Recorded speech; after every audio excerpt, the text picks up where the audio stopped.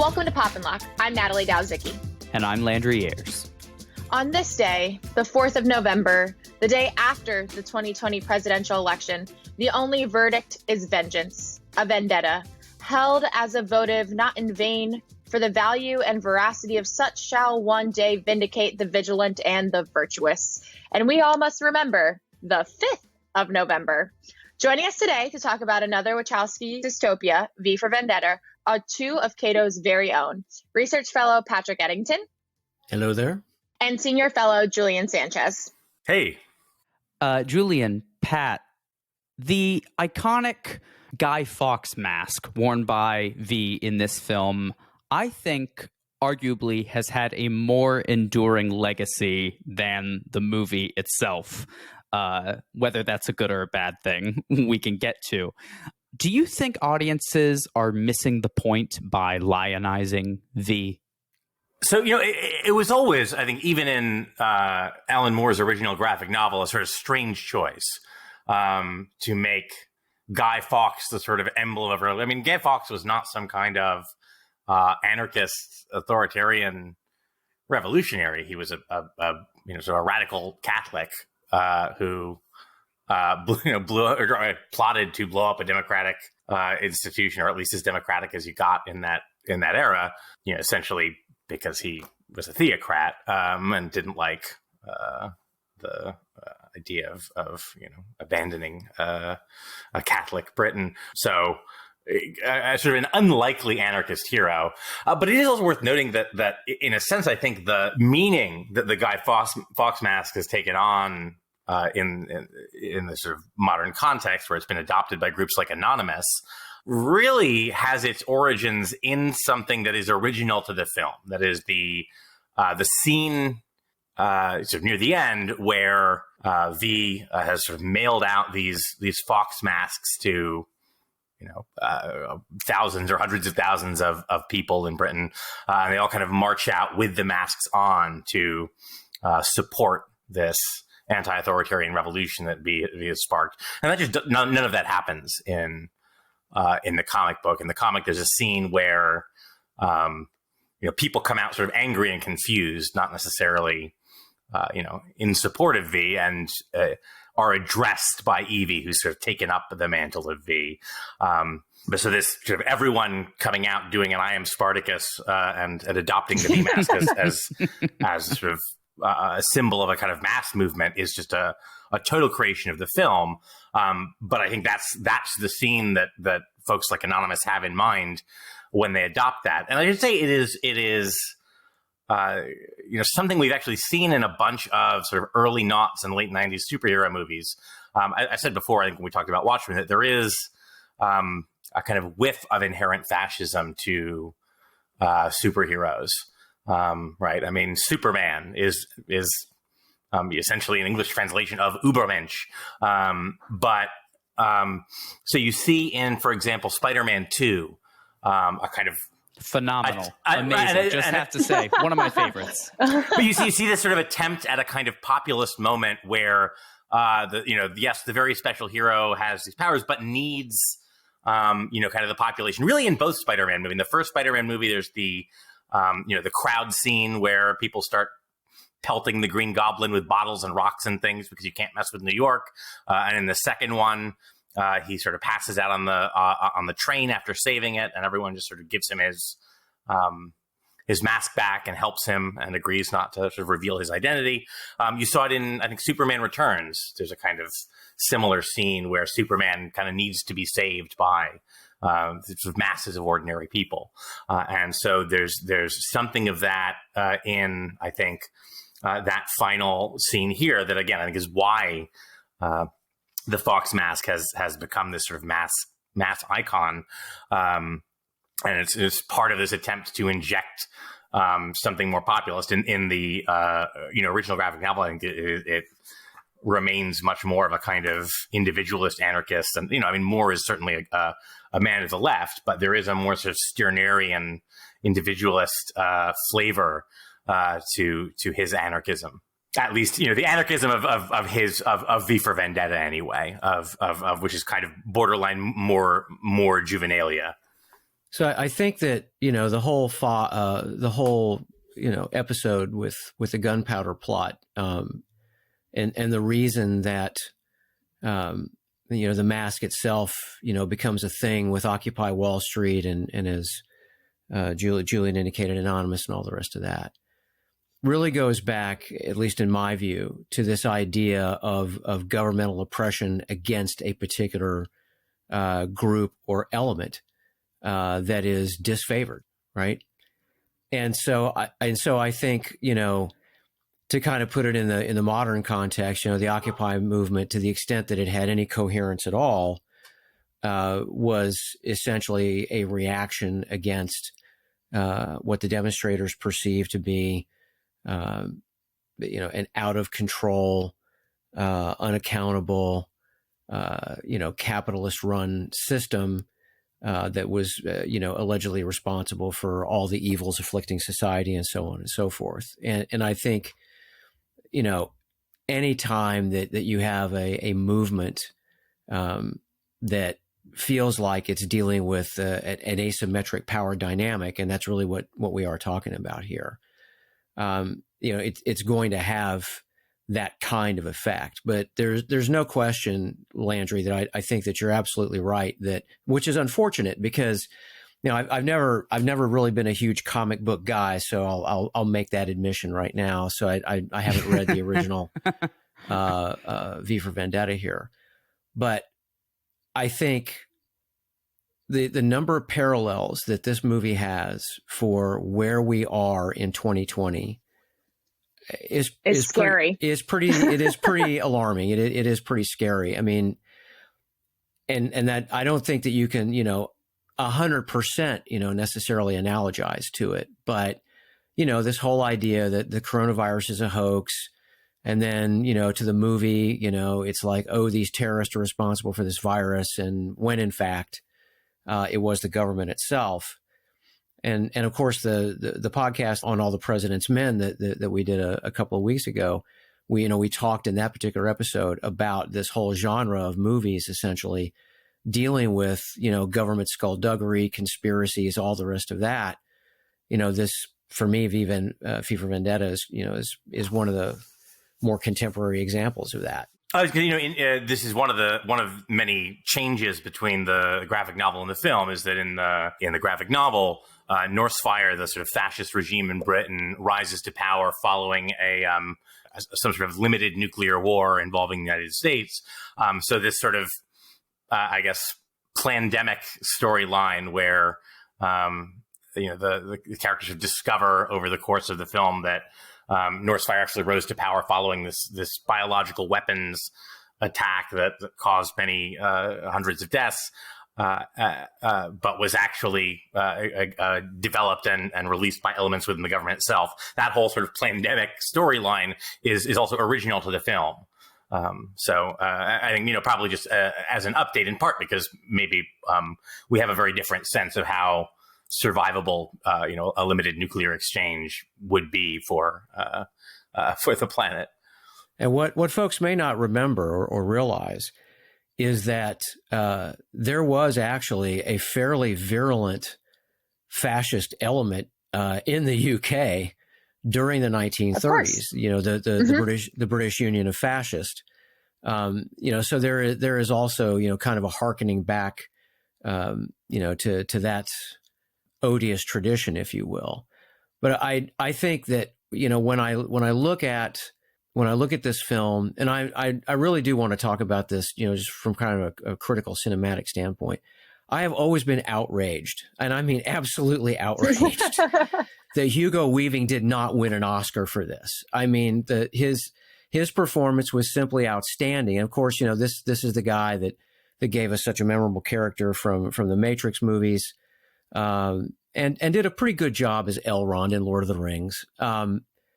But to be able to carry off that performance and to successfully communicate, that level essentially of passion and emotion and all the rest of that through that entire getup, that entire garb, a lot of stage actors, wind up, if you're a fan of the opera and all the rest of that, but you're not talking about complete covering there. So I've always felt that Weaving, got shortchanged in just a massive way for his performance in that. I mean, it's certainly a stumbling block or a difficulty for an actor to be able to perform through an unchanging mask and not being able to use in particular Weaving's kind of incredibly expressive face. So having that hand tied behind his back, it's impressive. Especially in some of those scenes, it's not actually Weaving's body; it's his voice dubbed over James Purefoy's acting, and I guess you never know if you hadn't read the Wikipedia, I guess. One thing that you all sort of mentioned that specifically the changes from the source material of Alan Moore's graphic novel, comic books, to the film is a sort of shift from the focus of the original, which is much more about like British Thatcherism based on, when it was written and the reaction to that. And the movie, certainly, though it is set in England, and to me was a little refreshing at first to see a fascist movie that was not set in the United States. I realized pretty quickly that it was much more of a commentary on what seemed to be like post 9/11 America than what the source material would be about. You have the sort of dumbing down of the racial purity themes. They even changed Norsefire's motto from strength through purity, purity through faith. It becomes strength through unity, unity through faith. So there's that sort of removal, and it heavily focuses on anti-Islamic sentiment and this sort of homo antagonism, some of which is still present in the source material, but it's much more highlighted. So what do you think it specifically says about that time period, whether it's what we see today with the sort of Trump administration, or specifically the George W. Bush subsequent administration that was going on when this movie was being produced, and how different would a film be if it was more devoted to the source material? Maybe Julian, you could enlighten us to that since you're familiar with it. Sure. There's certainly a lot of that. Louis Prothero, the kind of propagandist who's killed relatively early on in the comic, is actually sort of poses as the voice of fate, which is a sort of AI supercomputer that helps plan the fascist state for the government. And you're essentially supposed to be the voice of the computer itself speaking to reassure the nation. Here he is reimagined as much more of a kind of a Fox News style personality, essentially. Explicitly talking about the problem of godlessness and how the virus is a judgment on the U.S. for being insufficiently godly. There's a great bit of business, by the way. One of my favorite scenes that's really original to the film is him in the shower watching himself on these enormous screens he has in his bathroom, and kind of voicing along to his own sort of Jeremiad on the television.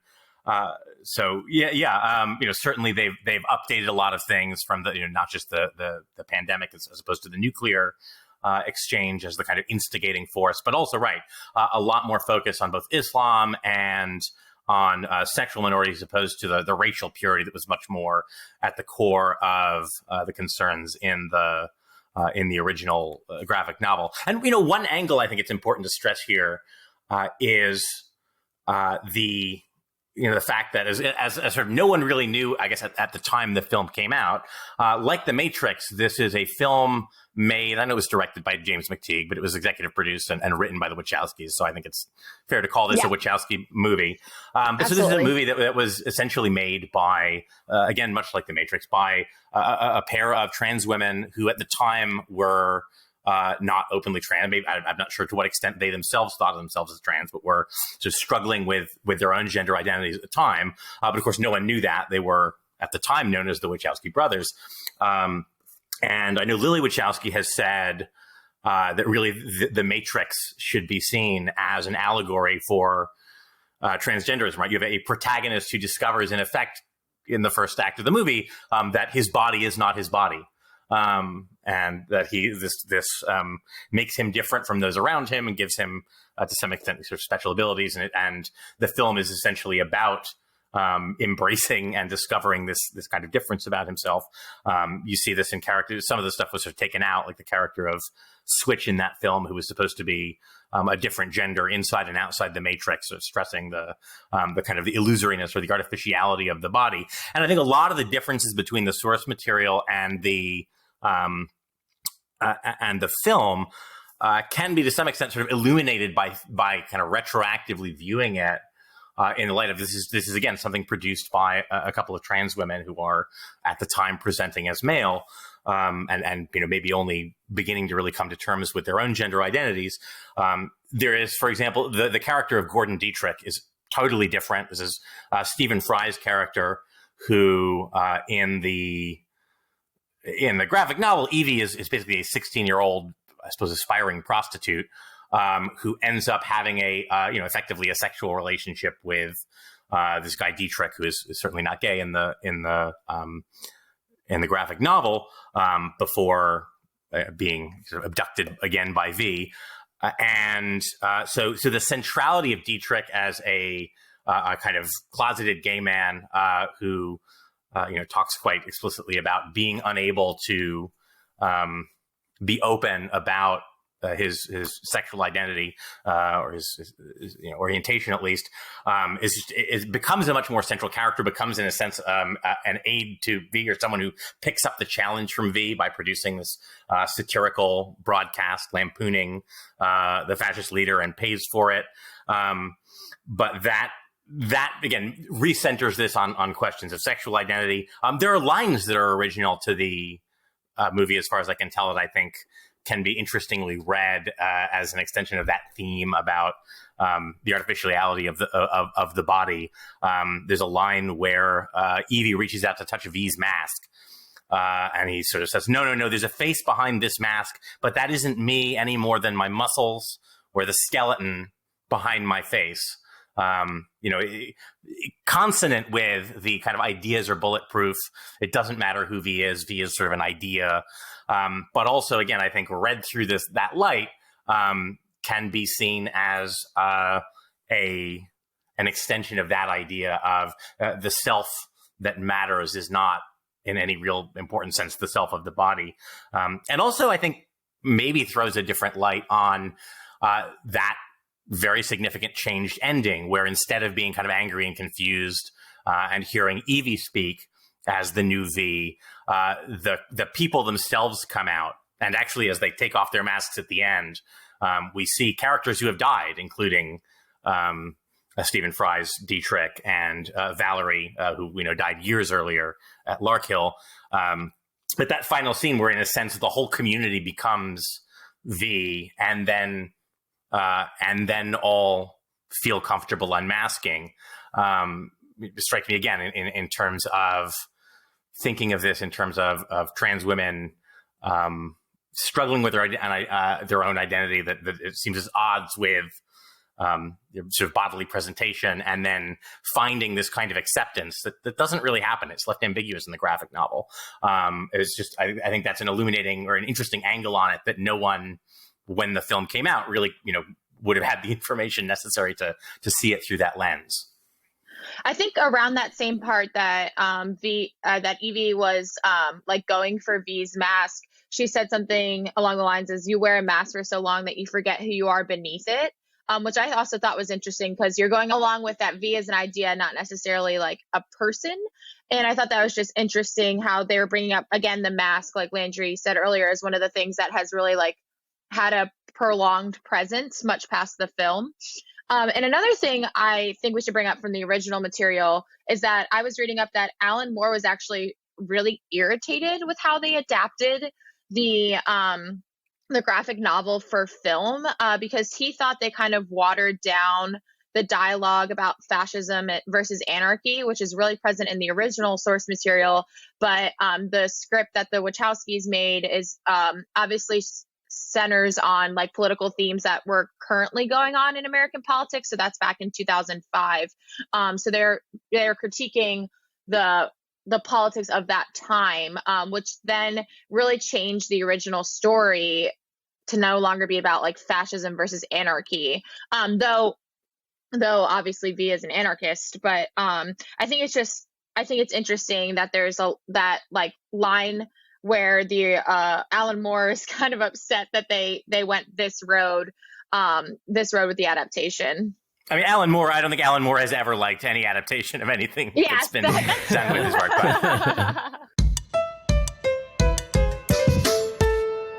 One of the things that disappointed me at least a little bit was essentially just these fleeting references to Islamophobia, right? So, when Evey is, getting basically finishing her makeup and all the rest of that before she's going to head over to Diedrich's relatively early in the film, Prothero is the voice of London is on there basically talking about the ulcered sphincter of Arcerica, referring to the United States. And she's, watching him, and he makes, just that one reference to, what had to be done and getting rid of the so-called degenerates and homosexuals and Muslims.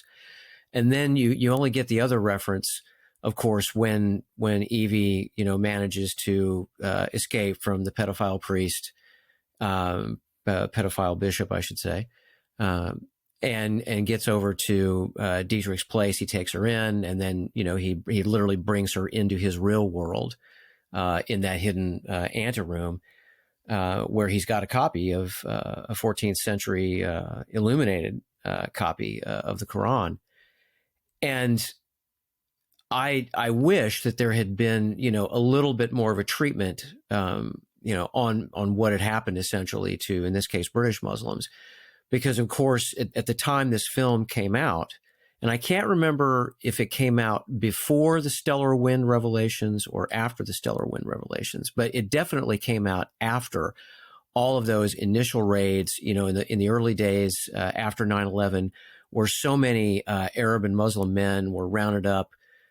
Some of them were, in fact, Americans who were captured in these immigration raids, and the entire climate, essentially, that was created there for that particular community, and how it continues to this day, right? I mean, the Trump administration literally doubled down in many respects with respect to the Muslim ban. And the continued, attacks essentially on Arab and Muslim Americans and all the rest of that. So I wish that they had, that they'd gone into that, in a little bit, deeper, detail there. But, that's also essentially a deviation from Moore's, original. Well, it's also important, right, for the success of the movie that it's relevant to what was going on during that time period. But like you said, there's a lot of things that we can relate to today as well. And the movie came out, 15 years ago now, or 16 years ago now. And I think another big part that we haven't really hit on yet is that like we're kind of meant to hate the movie's imagery of like dictatorship and how violent they are, and like how they treat minorities, and like you were just saying, Pat. But by the end, we're supposed to find like V's violence against the dictatorship good and like emotionally satisfying. And I think we talked about this during actually our discussion about the Purge movies, but it's this like idea that we want the hero to enact violence against the dictatorship, but we like abhor the violence the dictatorship is executing. So I think there's like, again, this weird tension that like we're celebrating violence, like we're celebrating blowing things up because V, in a sense, like has gotten his idea has spread, and that was the goal. Let's just be brutally honest about our culture here. A celebration of violence is as American as apple pie. Ours is arguably the most violent culture on earth. I think in so many ways, right? I mean, and I think what you're kind of alluding to here, Natalie, is the amount of violent content that you just see in our entertainment industry, and how much people eat that up. And I think about, in the context of political repression and police repression specifically, one of the reasons that the police in this country, have managed to get a pass for so long, I think, is because of the cultural context. It started with, really, benign movies or benign series like Dragnet, right? And I'm really dating myself when I talk about that one. One Adam 12, also dating myself. But then you fast forward, and it's not until you get to a series like Hill Street Blues that you begin to get, a little bit more nuanced, look at cops and policing and their relationship to the public and this whole issue of police violence. And then you finally get NYPD Blue, where I think you actually get something a lot closer to reality. But it's taken us a long time as a culture. And I think among the white Protestant majority in this country, it's taken a long time to really kind of begin to come to grips with a lot of that. And I think that, we do celebrate violence, against a tyrannical power. I mean, that's what our founding, was allegedly about. That's also kind of a fairy tale too, in a lot of respects. But we absolutely do. And I don't care if it's Star Wars or Star Trek or, fill in the blank. There's just, we live in a society that is extremely comfortable with violence and often casual violence. And I think the Purge movies are an awesome example of that. But it says something about us, right? And something I think that's not necessarily, always super awesome in that regard. Yeah, I mean, V is very much, I think, again, this is a very early Moore work. And I think V is very much a kind of anarchist Mary Sue, sort of superhero badass of the sort that I think is kind of interestingly deconstructed in Grant Morrison, the other, sort of the next great, I suppose, along with Neil Gaiman, kind of British comics scribe. In his series, The Invisibles, you have King Mob, who's another, again, kind of anarchist, super badass. But that role and his relationship to sort of aestheticized cool violence is much more directly interrogated there. There's certainly things in the film that read a little differently now. His rationalization, for example, of the killing of Louis Prothero, who is effectively a media figure. And I don't know if I dignify him with the title journalist, but a kind of a media figure, an anchor. We learn eventually, of course, that he's killed in part for crimes committed as a kind of commandant at a camp where human experimentation is being done. But at the time, the film audience, at least, is not necessarily aware of this. And so it is sort of justifying the killing of a media person for, I guess for spreading for fake news of a sort. So I think that reads a little more uncomfortably now. And it is interesting. There are things that I think where the movie maybe fails a little bit because it is sort of uncomfortable in places with really depicting the kind of horror of what V is doing. So if you look at the scenes where I think partly I just think Natalie Portman is maybe miscast here in significant part just because her terrible British accent is distracting. It's true. But if you look at the scenes where he does this sort of horrifying thing, right? He kidnaps and tortures and psychologically deconstructs this woman, leading her to believe that she's in prison and is going to be killed, physically, effectively tortures her. I guess this is supposed to be justified in the end because it brings her to this sort of transfiguring experience. And she ultimately sort of, I guess, endorses it and believes she's a better person. But, people who are brainwashed often, I guess, come out of it thinking, oh, I'm so glad I've been shown the light by your process of, kind of mental conditioning. It's still this sort of appalling thing. And in a way, I don't think those scenes entirely work because one of the things I noticed as I was rewatching it for this is really they are afraid to make Natalie Portman look sort of as harrowed and beat up as someone would be realistically. I mean, she's still basically Natalie Portman. She looks very pretty. She looks like she's getting a cute haircut when her head is going. She's crying, but she still looks like a very attractive Natalie Portman with a little bit of kind of eye makeup to make her look tired. But they're not really willing to make her look like someone who has been sort of beaten and starved and subject to sleep deprivation. So she still looks pretty good in those final scenes. Where she's supposedly been there for days or weeks, and I think maybe one reason for that is just that it would be, I think, difficult to ever be sympathetic again if you did not to some extent soften the reality of this sort of horrific thing he's doing to her, nominally for her own good, but he really he sounds like a kind of classic abuser when he's sort of explaining why he did this for her own benefit. If he had done that to me, I can guarantee you that I wouldn't go Stockholm Syndrome. I would want to go full Mandalorian on him. That's where I would be. I would not be grateful for that. I would not be thanking anybody for that. I agree with you, Julian. I think Charlize Theron in the Mad Max remake would be a much more towards the end of the movie a much more realistic depiction of what happened there. But yeah, I think even with the flaws, we've discussed here, with the film and the fact that it's a wee bit dated now, I still think there's an enormously, powerful and potentially very useful and timely message about opposition to authority and quite frankly,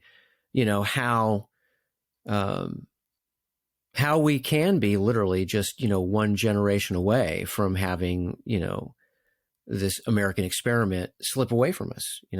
I think that Reagan, was very, very on point when he made that observation. And it does concern me deeply, the path that we appear to be on now. I mean, I've a lot of people talking about the destruction of norms and all the rest of that. And clearly, this film depicts norms being bulldozed, blown up, incinerated, and so on and so forth.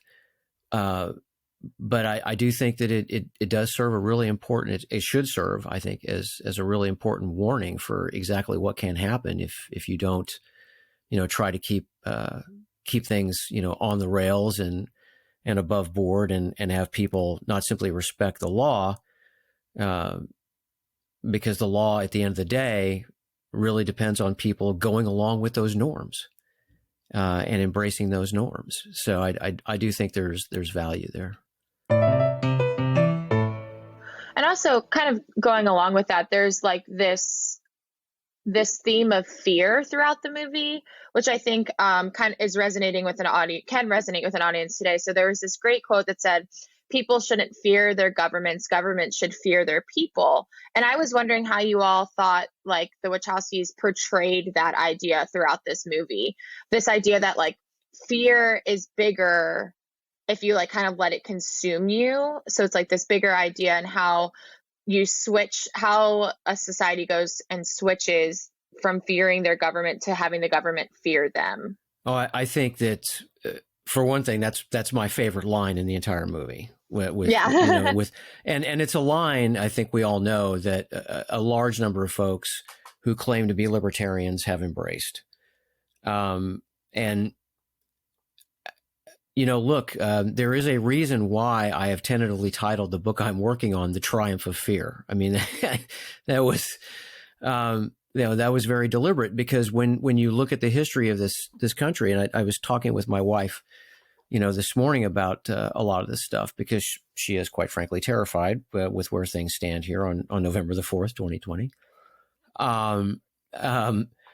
But I made the point that this streak of authoritarianism that I also think is very American has been with us since the founding. It was less than 10 years after the ratification and actually the Constitution coming into force, less than 10 years, that we had this new Federalist Party ram through the Alien and Sedition Acts in the Congress. To this day, easily the most, among the most, if not the most, anti-democratic, virtually totalitarian, kind of legislative and political act that we've seen. Next to the institution of slavery itself, of course. So this idea that when people feel threatened, to kind of borrow a biological term, they go hindbrain, and that's exactly what happened after 9/11, right? I mean, we had this situation where the attacks take place, and instead of doing the rational thing, which is to hold the investigations first to figure out why the attack succeeded. 6 weeks after the attacks, we rammed through legislation, the Patriot Act, that is the supposed solution to why the attacks have occurred. And of course, there's not a single provision of the Patriot Act that I'm aware of that can be tied to actually stopping a subsequent attack on this country, or for that matter, American interest overseas. So bad things always happen when folks give in to fear. Unfortunately, if I were a bookie, I have to admit, I'd almost always bet on fear, because that, unfortunately, is just too often how people react. And it helps to create the kind of climate that we have, the kind of feeling that we have. And when you create an entirely new government department, the Department of Homeland Security, which I prefer to refer to as the Department of Fatherland Security, which does nothing but hype threats day in and day out through press releases and all the rest of this kind of stuff. There's even a Twitter account, the U.S. Department of Fear, that does try to satirize this stuff as much as possible, but that's what we're living with. That's the mentality that has been created and that's been sustained, and it has a warping effect. A dramatic warping effect. And you, at least I begin to believe that the more of these incidents that you have and the longer they go on, the more corrosive they are to attempts to try to preserve fundamental liberties. I'd say one interesting, and I realize I keep doing this sort of hipster thing. Well, in the graphic novel, but forgive me. I'll do it again. One thing that is stressed much more, just because they have the space of this long-running series. I think you would get a very different product if this had been, a 10-episode HBO miniseries of the sort they did with Watchmen. But there's much more exploration there of the fact that those in power themselves actually also live in this sort of state of constant terror. And these sort of elaborate knocking over all the dominoes plots in the comic involves sort of exploiting these internal kind of Game of Thrones machinations of the various senior government officials who are themselves at each other's throats. The idea that under a kind of totalitarian state, that everything is this kind of is effectively a state of nature, which is what Leviathan is supposed to rescue us from, but in fact, no, it is this savage, vicious sort of wilderness. Where there's this sort of mask of civility, but in fact people are constantly at each other's throats and constantly nervous about their position. You see a little of that in a very much diluted way when you see Adam Sutler in a great bit of stunt casting, played by John Hurt, famously portrayed Winston Smith in I think the best adaptation of 1984. But as this, who is seen always as this, face on a screen, imposing like Big Brother and threatening people in a kind of shout out to his prior role, or reversal of his prior role, and telling his subordinates, if you don't get results, it'll be you who's up against the wall. And then the first time we actually see him in person, I think. And not as this giant screen face. He's this weak, terrified old man who's been kidnapped by one of his own subordinates and is unceremoniously shot in the head, sort of sobbing and pleading for his life. As one of the, essentially one of the inmates of this prison has beat the other to death. And that is, one thing that stands out about the sort of the whole torture sequence with Evey, the fake, the fake interrogation sequence, is again there. I think there's also an obvious, trans reading of that that's in the original, but this may be some of why the Wachowskis found it appealing, right? Is this kind of Gnostic idea of, you believe you are in a prison, but it's not. The guards are mannequins. The walls are paper mache. The rat in the cell is a pet, basically. So hey, the prison you believe you're in is a construct, and in fact, you may be able to just walk out the doors anytime you please, as soon as you recognize that this prison is illusory. Obviously, sort of the literal prison in V's case, but in a sense, the prison of fear, the prison of believing in the structures of authority and the reality they've created. That, hey, you've got the keys. This is Maya. This is the veil of illusion, and in fact, it has no power over you unless you consent to it. And now for the part of the show where we get to share all of the other things that we've been enjoying during our time at home. This is Locked In. So, Pat and Julian, has anything else been something you've been really, really enjoying other than rewatching V for Vendetta? The Mandalorian is here. Season 2 underway. Absolutely loved the opening episode. 54 minutes, which makes me think that maybe Disney is giving them more money so they can actually stretch these things out to a full hour and give us even more character development. But one could hope. Yeah, no, it's and so now, I'm just living for the Ahsoka Tano reveal. That's the number one reason that I'm so psyched about this season. For those of you who have only watched the Star Wars movies, if you have not watched the animated stuff, you really are missing out on an awful lot of stuff, but especially the final season of the Clone Wars and Star Wars Rebels. Star Wars Rebels especially relevant for the Mandalorian. Anyway, that's my Star Wars homily. I'm channeling Aaron. I'm channeling Aaron right now. Yeah. But yeah, beyond that, doing my best to try to read some of the rather large number of books that I've bought over the course of the last year or so. A lot of it in support of the research I'm doing for my own book, but some of this stuff just for my own edification. And one of them that I'm going through now is Tower of Skulls by Richard B. Frank, which is the first of a 3-volume series that he's doing on what he calls essentially the Asia-Pacific War. And so he looks at the whole conflict in the Pacific in the Second World War era, really starting with China and what happened there in China. And it's terrific. He's a fantastic historian. His book on Guadalcanal, for those of you who are interested in the Pacific War, his book on Guadalcanal, written in 1992, stands as easily the best on that campaign ever written. He's a great writer, so that's what I'm digging into. Yeah, so actually, I think either Natalie, you or Landry mentioned Lovecraft Country, which I've belatedly been enjoying. I still want to start that. It's really it's amazing. It's very good. As well as, I don't remember if I've mentioned this on a previous episode, but The Boys, which is based on the Garth Ennis comic, sort of asks the question, okay, what if there were superheroes, but they were like real people who had often at a very young age this kind of incredible, unaccountable power and fame and money, and what would they really behave like? And the answer is, of course, not very well.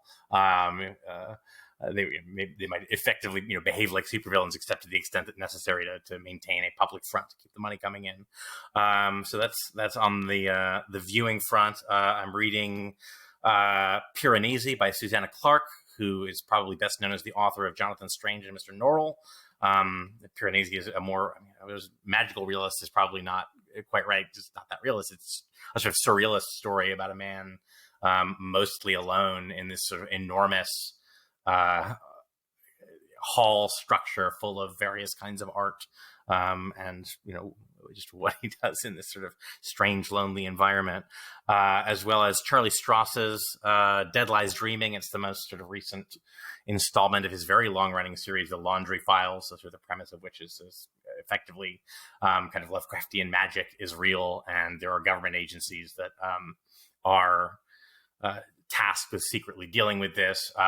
It started as a kind of pastiche or spoof of British spy fiction, but it's kind of morphed into this different and much more interesting thing, where I think in the present tense of the of that universe, spoilers, sorry, Nyarlathotep from the Lovecraft mythos is essentially Prime Minister of Great Britain. So there's that. Next up in my queue is the most recent Haruki Murakami, Killing Commendatore. And on the sort of work front, I just started Sarah Brain's Predict and Surveil, Data Discretion and the Future of Policing, which is looking quite interesting. And I'm looking forward to the release of Privacy at the Margins, which is a forthcoming, I think it's been a little bit delayed book that I'm really anticipating about privacy in marginalized communities. And I guess gaming-wise, I've been playing a bit of Among Us, which is a kind of fun social deduction trader game in the spirit of, Mafia and Werewolf. And I've downloaded, I've not started it yet, but I'm looking forward to starting Watch Dogs Legion, the third game in the Watch Dogs series by Ubisoft, where it sort of centers on hackers in in this case, a kind of surveillance state London, and has this sort of interesting quirk of having sort of the city populated by people, all of whom can be kind of recruited and made playable with different sort of sets of skills to go around either social engineering or hacking things, or using physical combat skills to navigate various missions. That looks maybe like the most sort of interesting installation in that series to date. I feel like Watch Dogs has been a series always with like a lot of potential and a lot of interest for folks like us, like Pat and I, who work on surveillance issues, but this has never quite nailed it. And maybe this is the time they finally do that. On my front, I'm reading the Seven Husbands of Evelyn Hugo. It's just like a fiction book. I'm really enjoying it. I'm like a little over halfway. It's basically this story of like a Hollywood socialite in the 1950s, but the book is set in like today. And it's her like recapping her whole life, and she's like never spoken in public about it. But it's very interesting. And then I also are keeping up with This Is Us. It came back on the TV. I just find that one of more enjoyable shows to kind of like put on in the background, and I've been following it since it started, and it just came back October 27th, I think. So that season is only 2 episodes in, and then I am almost done Schitt's Creek. I am in the 5th season. It has been worth every second. It's very lighthearted, and I feel like it got a lot of more attention since it won so many awards, but it's definitely a good way to distract myself from everything else going on. The character of David is absolutely hilarious. Sometimes I want to channel my inner David, but anyway, so that's kind of what I've been up to. And since I'm at home in Philly for the election time, I have been spending a lot of time watching some children's movies as well, because I'm with my nephew. So lots of Disney Plus rewatch like Moana and A Bug's Life. So those have been fun to kind of see again. I have been painting a lot of miniatures and avoiding election coverage, giving myself something to do with my hands, which has been nice. I also have just started playing Among Us, Julian, and he had messaged us about it, discussing some things with us about that game before. So I've been having a lot of fun actually getting to play it myself when I realized I could download it on mobile and just play via Discord. I have also been listening to a lot of Martha, which is a sort of punk rock band from, I believe, North England. Interesting sort of queer, anarchist, DIY pop punk band it's very fun and catchy. I think people would really enjoy them. I just listened to a very, very interesting and well done, but tough to listen to podcast. It's called Crackdown, and it is produced by people who are living mostly with opioid and heroin addiction, actually created by them and not just telling their story for them. But specifically, there's an episode that I realized I was at a conference where they won an award at called Change Intolerance, where they basically tell the story of how in, I believe it was 2014, the government of British Columbia changed the methadone medication that they were using for their government-funded methadone program to something called methadose, and it was basically a complete failure and didn't work more than a third of the time and induced all sorts of sickness, and is this really heartbreaking, interesting perspective about what can go wrong even with well-intentioned sort of drug treatment programs that people run.